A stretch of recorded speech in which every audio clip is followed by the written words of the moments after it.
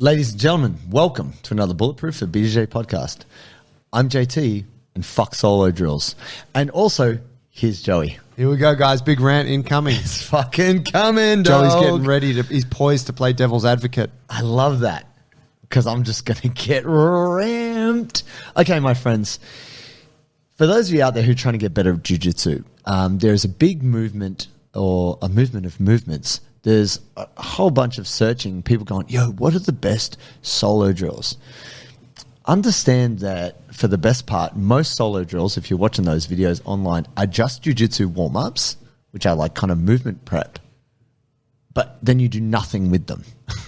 Like, oh yeah, solo drills to be safer at home.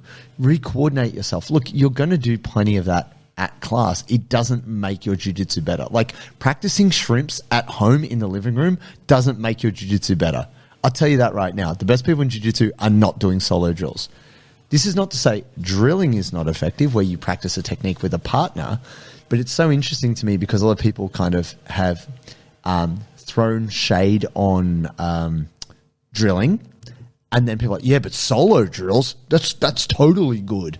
And people are just making these clickbait fucking videos of them doing jiu-jitsu warm-ups for nada in their living room. It's like, stop doing that shit, guys. It's not making your jiu-jitsu better. Fire away, devil's advocate. All right. Well, I mean, look, if I agreed, and in some ways I do, it'd be a very short episode. Or would it be just a huge long So rant? allow me just to kind of smear this out a little bit over the entire piece of toast. Let's go. Just get on to all the Let's corners go, of it. Vegemite. All right, so tell me this. What are we talking about for solo drills? You're saying it's stuff you do in a warm-up, so it's what kind of movements? Well, people are doing hip escapes, shoulder rolls. They're also doing like technical stand-ups, sit-throughs. Okay. Different things which are probably like a side roll, like a kind of lateral roll for like inversion. Yeah, different roll variations. And here's the thing: people love to put them together in a thing that you love, Joe, which is Please don't. It's a movement flow. Oh shit! Oh, it's the ultimate way to develop any movement capacity is turn it into a flow. Just put 16 unrelated things together and make it a flow. That's right, fam. You feeling triggered, Joe? Oh yeah. Oh fuck! Don't get me started on flows. There's someone that does jiu-jitsu flows that I see on Instagram, and I'm just like, bro, what are you doing? the sit outs. Okay, we got it. Yes, the triangle sit up thing. Okay, we got it. All right, so here's the pushback. This stuff's good for new people who basically struggle in warm-ups, who maybe need to work on forward rolls and shrimping and shit outside of the gym. I don't think it's necessary. I think if you do it in warm-up, you'll learn it. And it's okay to suck. But could be of benefit. Okay, yes, I will say it could be a benefit, but you know what could be of more benefit? A Cossack squat. You know what else could be of more benefit? Maybe getting your overhead position right. So spend some time stretching your lats. Do a cat stretch. How about doing some active pigeon work? Don't do more of the same off the mat, which is just going to make your body tighter and shitter in the same ways. If you feel less coordinated and embarrassed because you're going to jiu-jitsu and being unco, yeah, do you need to work on your coordination? Yeah. But you know what would be good? Work on your coordination and your flexibility at the same time. Do some mobility. If you're going to dedicate 20 minutes to rolling around on the floor, you might as well get up and move better, not do 1,000 of shitty repetitions of the same thing, which isn't improving you. That is my argument. So let me prove my argument. Take a gymnast who has done many, many coordinated things, right? They can do splits, they can do floor routines, No, I'm not even talking like an Olympic level gymnast, just someone who's done gymnastics. And we all know a person who's like that. You're like, they can just pop up. You're like, whoa, they just did a handstand. Oh, so-and-so can do a backflip. You're like, fuck, that's cool. They've done it since they were kids. These people are great movers. You see them in jiu-jitsu, you're like, dang. Like someone who does capoeira. Yeah. You're like, you just see them do a cartwheel pass. You're like, no one taught them that. They're like, no, I've done cartwheels my whole life. I felt like I could do it. Yeah, they weren't doing fucking solo drills. They're great movers because they've practiced other movements that enhance the way their body moves. I believe just practicing this same coordination over and over again by yourself will not actually improve the way you move your body when you're trying to strangle someone. I actually think this is like the biggest myth in jiu-jitsu. Solo drills, are fucking bullshit. That's what I'm saying. Yeah, so I guess I agree that it's like if you've been doing jits for a little while or, you know, you got some experience, yeah, there's an end point where this shit's not going to be of benefit to you. But look, talking about like say, you know, your point about do some mobility training, do some shit that's actually going to like change the way your body moves so that you can open up new movement patterns and new coordinations. I'm kind of seeing them as two separate things in a way where it's like for the newbie, shrimps and forward rolls and all that shit is like skill practice for a lot of them, where it's like they got to actually build that coordination. Those sort of mobility drills, that would be a separate thing where it's like do your mobility and your strength shit as well. Yeah, but the thing is, almost no one, when they first start jiu-jitsu, unless they already have an exercise background, is doing flexibility and mobility training. Well, that's true. The likelihood is that they're not. It's most unlikely. Bear with me. But people are like, yo, what's this solo drill shit? Oh, man, Jedi does jiu-jitsu, solo drills? Of course. Jedi does jiu-jitsu is the most influential YouTuber there is. Oh, I better do what he says. No, look, Jedi's pretty good at jiu-jitsu. Yeah, I'm not saying he's not good at jiu-jitsu. But if you look at the people who are the best at jiu-jitsu, they're not doing solo drills. So you got to ask yourself, am I doing this because I'm trying to do some jiu-jitsu masturbation, or am I actually trying to get better at the thing? You want to try and get better at the thing? Become more athletic and focus on your skills in class. Bring more quality to your class, not less quality to your home. That's my argument. I hear. So, I mean, reiterated for the third time. but I'm saying, like, how many ways can we prove this? Because the thing that has irked me is, so you would get it, Joe. You go into YouTube and YouTube knows you. Yeah. They're like, hey, Joe, do you want to watch this Rich Piana video again? You're like, yes. Good fucking morning. How many ways can I watch this? Yeah. Like, is there a video I haven't seen? Like, just put it together as a highlight. Get it. What does he say? Let's do this. I love that compilation of him saying, let's do this. I can't say I am as well versed as you. But, you know, like anything you like, whether it's a comedian or it's a fail video, it's something, you just find the algorithm knows you. Yeah. And you're like, oh, thank you, YouTube, benevolent God, feeding me all the candy treats I like.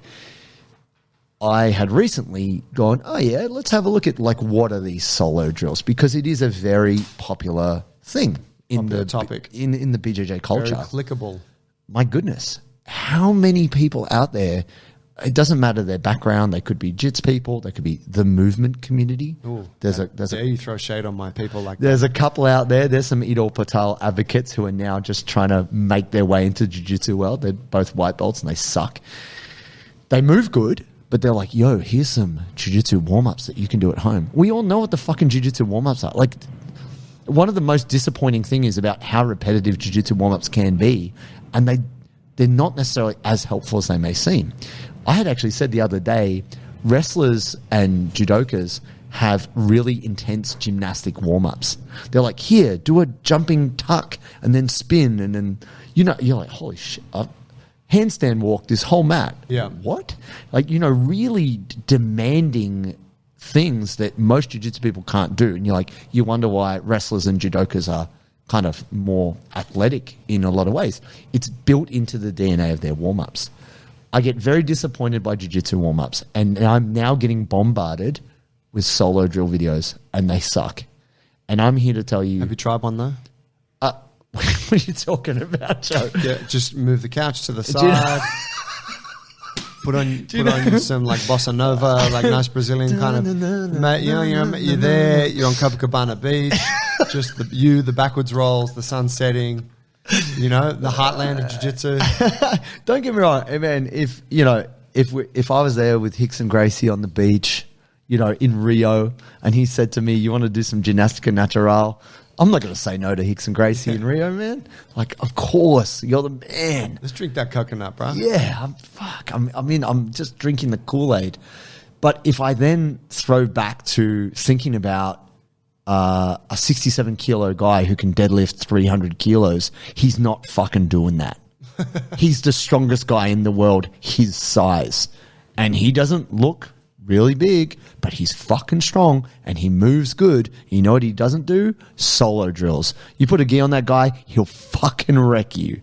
Like, I'm all about athletic development and you not wasting time. So even though you can drink the Kool-Aid, you can love your influencer, you can just think about all the mythology of jiu-jitsu, if you want to get better, you need to actually do the things that will change your body in the right direction. And my argument is we don't need to do a watered-down version of jiu-jitsu at home. We shouldn't be packing. So this is an analogy that came from Eric Creasy, who's like one of the smartest guys. Charles Staley, one of the smartest guys ever in strength conditioning. He said, when you do a workout, it's like packing for a trip. You shouldn't pack 2 raincoats. Or you shouldn't pack a jacket and then pack like a waterproof jacket. Just, have a jacket that's waterproof and that's going to double up.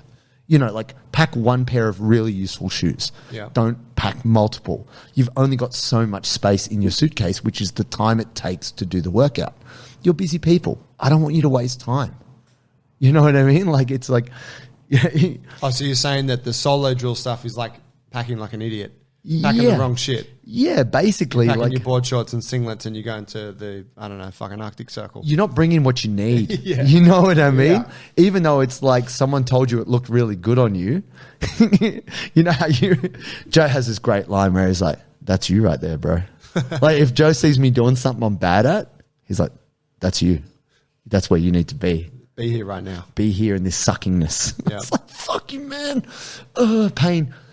Just because someone told you one time you look good doing something and that felt like, I'm so jiu-jitsu right now, I'm telling you that's not serving you. It would be way more beneficial for you to spend time stretching your hip flexors, opening up your chest and doing things which are going to restore your body, not just tighten it in the same way jiu-jitsu might without the benefit of the skill acquisition. So go to let's talk about Ginastica Natural. Let's talk about the OG of solo drilling. Oh my god! So guys, if you're not familiar with this, this part of the jiu-jitsu culture, when we started, it was very prominent in the 90s. Yeah, and it was early 2000s. It was a guy named Alvaro Romano, I believe, right, who created this system, and it was there's stories of he had a yoga guy and this and. He created these movements, and they were based on animals, and that was what a lot of the early animal flow came out of that. Exactly, it was like an early animal flow thing. That natural gymnastics, right, is the translation. And you look at a lot of the early like Gracie stuff, Hickson, and all those. They're doing Ginastica Natural, and so in our classes we used to do it too, right? Sure. The lizard crawl and all that sort of shit. Yeah. And, at the time, it was like, this is cool. Like, we're moving like animals. Like, you didn't see this stuff very often. This stuff, to me, actually, Shanji was a big fan of it. Huge. Yeah, you probably saw some of the footage. Jules, we did some filming many years ago where he was doing a bunch of that on the beach. And it was a whole, like, physical conditioning thing. Sure. What's your thoughts on that? All right. 2 things. Now, I'm pretty staunch on this because gravity and the human body is pretty fixed. Like, the variables are the same. Now, coordination is something that happens in the brain commanding the muscles. Can you learn a coordination? Yes. Who does the coordination best? Who has the best technique of a movement? That's what I try and analyze. And then I go, how accessible is it? Now, sure, great marketing campaign. You got your boy Alvaro, like, great, he did that, and it had people doing these movements. Okay, cool. I look at him kind of like a Pilates, like a Joseph Pilates. Like, he took a lot from different things. Like, if you look at Capoeira, Capoeira has been around a long time, and that was like such an interesting mixture of dance fighting, the breakdance fighting, acrobatics, freezes. Yeah. It was kind of breakdancing before it was really in. But they were legit. Those guys were trying to disguise, like they were on the plantations training to fight, and they had to disguise it to look like, oh no, the slaves are they're having their community dance, and then they have an uprising and they fucking destroy the spinning heel kick everyone. Yeah, the overlords with blades on their heels, And so full respect to capoeiristas. They are the true fucking brutal motherfuckers. Like if they're from Brazil and they do it for real, they'll mess you up. So here's the interesting thing. I look at that and I see Ginastica Natural and I'm like, yeah, it looks like, at the time when I didn't know better, I'm like, it looks kind of like a hodgepodge, many different things, but well marketed. I also think this about Pilates. What I have come to understand about flexibility, strength training, everything is it's very specific. And I learnt this about the fit ball. So back in the day, you know, when like a Swiss ball or a fit ball, you've probably seen them at gyms, they're big, puffy, purple, pink, light blue, metallic balls. People balancing on them. Jeff Glover loved it. Do your functional exercises on them. You know, like stand on it and squat. And man, I almost break my wrist trying to do that. My Taekwondo coach could jump up onto a fit ball and then, you know, land on it. He could jump from fit ball to fit ball, all this stuff.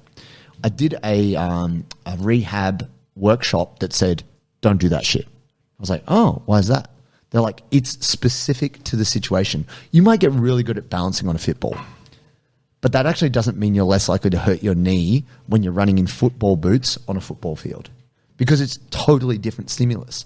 Your knee fires in an entirely different way. When you're like gripping onto the ball using your feet and your knees and your adductors, that's not what you do when you jump off one leg. You need to practice jumping off one leg. You know, like they were saying that like you have to really understand what you're training for, and that training on a football actually didn't increase or decrease the chance of injury. I was like, oh, it's really interesting, because they were like saying that this whole unstable surface, like wobble boards, it's actually the thing. Yeah, it was really popular like 20 years ago. It's kind of bullshit. It's just selling product. So I was like, oh, okay. It doesn't mean it can't be used, but it's not applicable. You have to really go into what you're trying to get good for.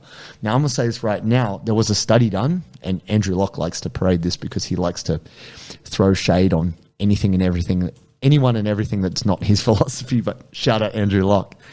It was a comparison between people who did Pilates for back rehab and people who just did weightlifting, like just deadlifting, squatting, whatever, just basic weightlifting.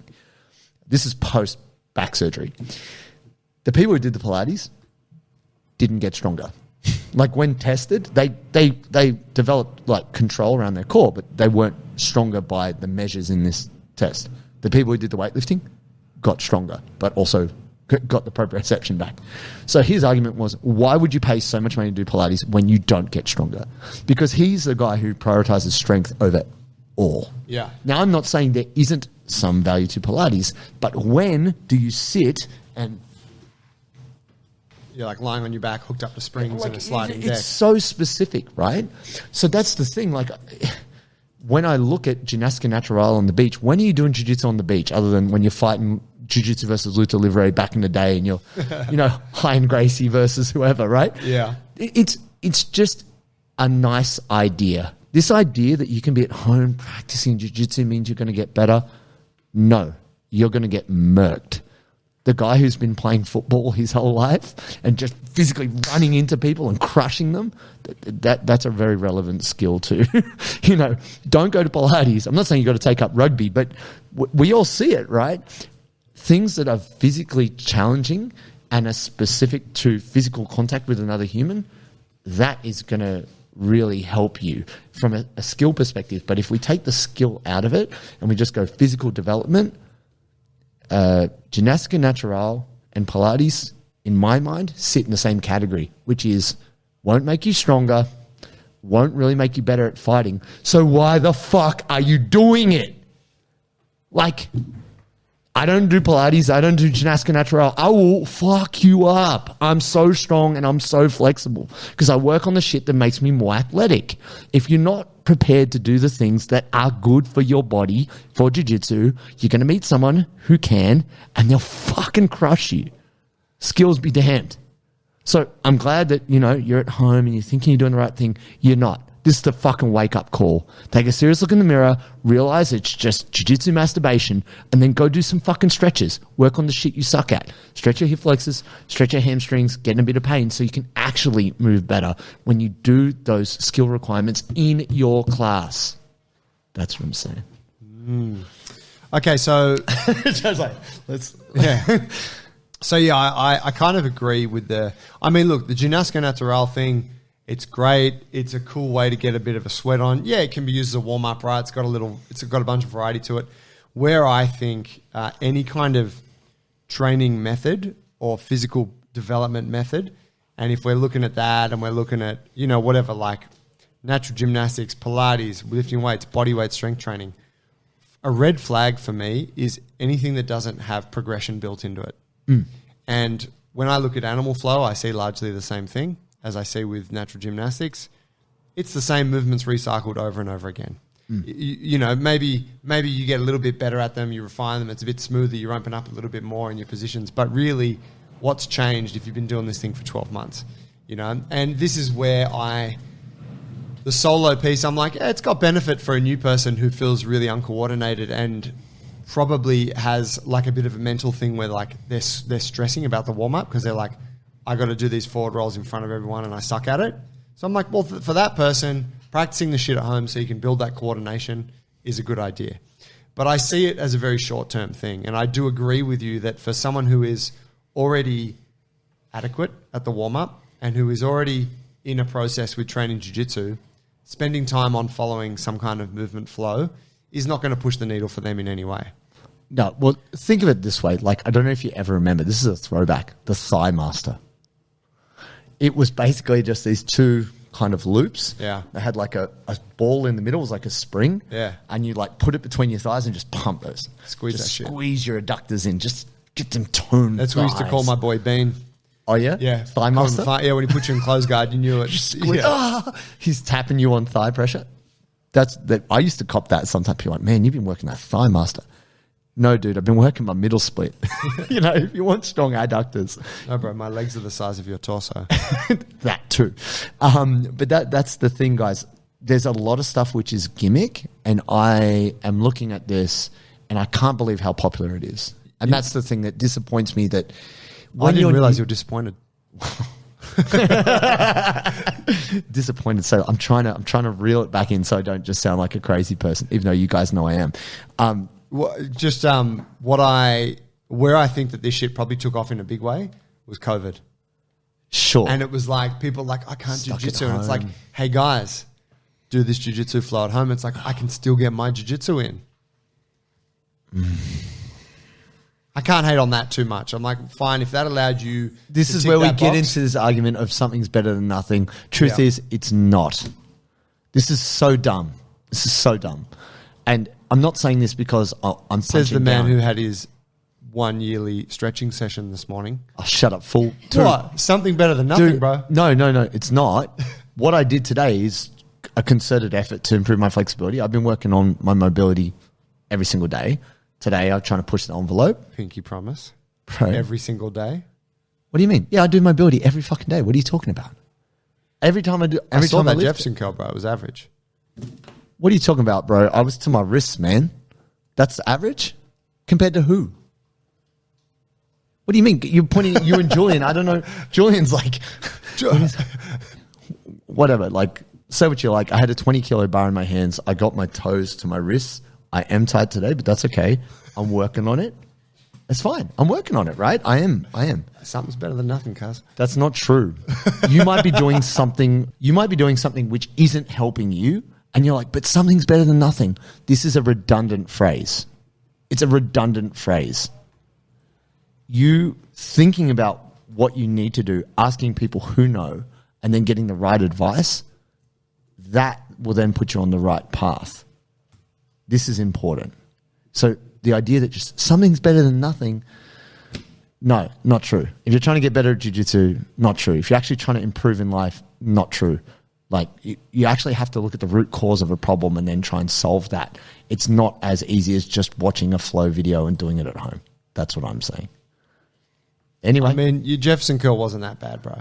It was pretty good. No, it's pretty terrible, but it's okay. I'm going to work on it. And that's what I continue to do. And what I want to encourage everybody to do is to really identify, if you're going to spend minutes in your week, your most precious resource, time, and then also energy, put it on something that's going to help you, please. Yeah, so this, I can get around this wholeheartedly.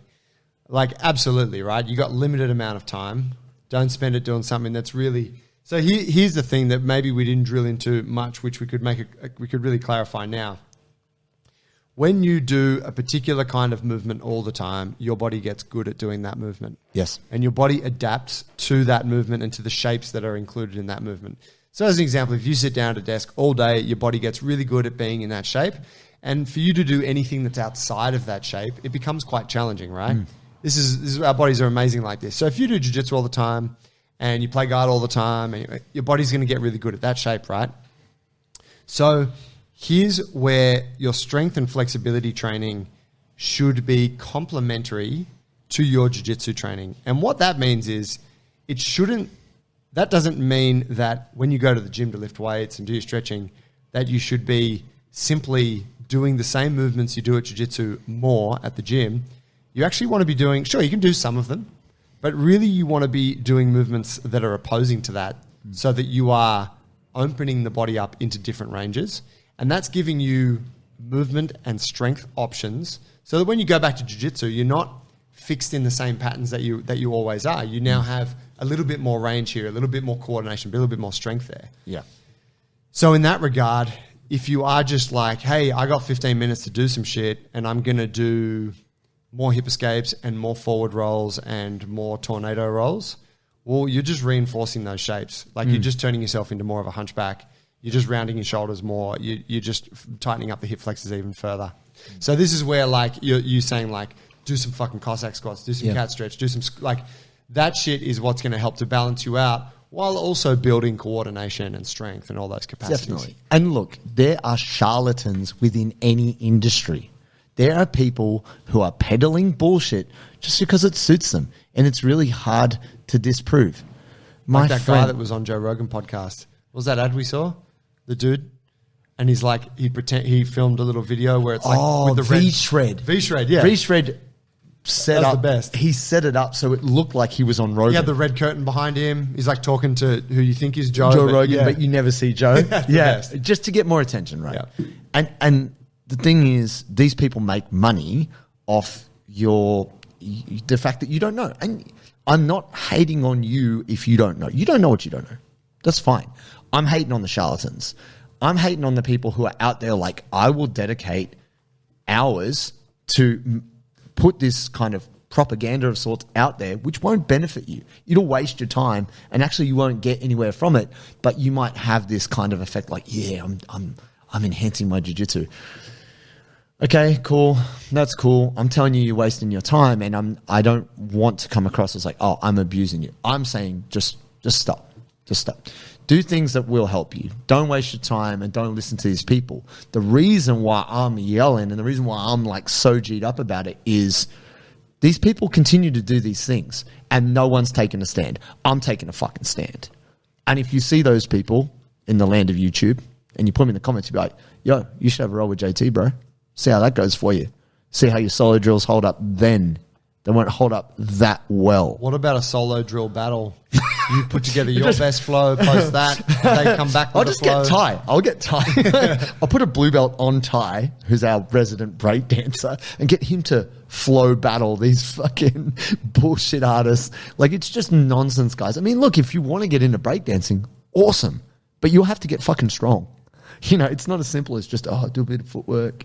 Like, you have to get so strong and have timing and have style. That's the thing about all this stuff. You got dudes flopping around on the ground and you're like, you look like shit. You don't even do it with finesse. You know, at least with the movement crew, and I got to give them credit for this. There's a particular couple, I can't remember their name, but they're not good at jiu-jitsu, but they're like, yo, jiu-jitsu's getting hot.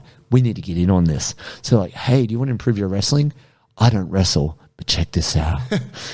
Shut the fuck up. But this might help. This might help, yeah.